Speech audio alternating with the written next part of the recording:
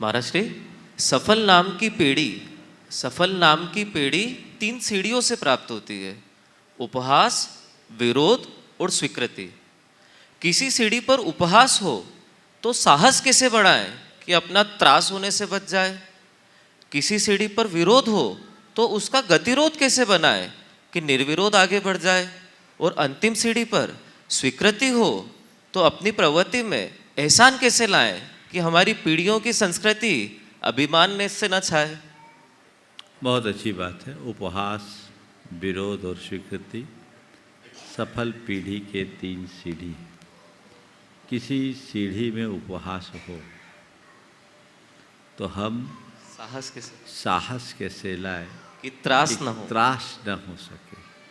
मैं आपसे कहता हूँ, यदि कहीं तुम्हारा उपहास हो तो तुम इसे हास मानकर टाल दो। कोई उपहास कर रहा है, करने दो, उसमें से उप हटा दो, हास मानो, हंसकर टाल दो। किसी के उपहास से तुम्हारा कुछ नहीं बिगड़ेगा। यदि कोई तुम्हारा उपहास कर भी रहा है तो दूसरे चरण में उसके उपहास की समीक्षा करके देखो कि कहीं इसका यह उपहास सही तो नहीं है, और यदि सही है तो अपने भीतर सुधार करो, उसका प्रयास करो, जीवन का विकास होगा।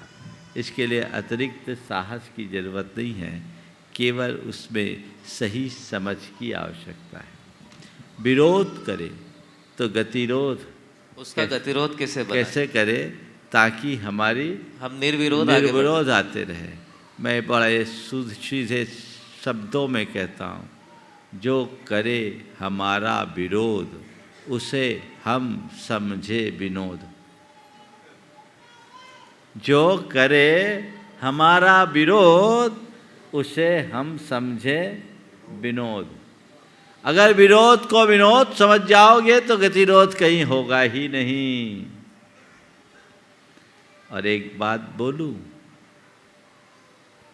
विरोध तो हमारी प्रगति का संकेत है। विरोध ज्योति से पूर्व उठने वाला धुआं है। बिना धुआं के ज्योति कहाँ जली है? जली है कहीं क्या?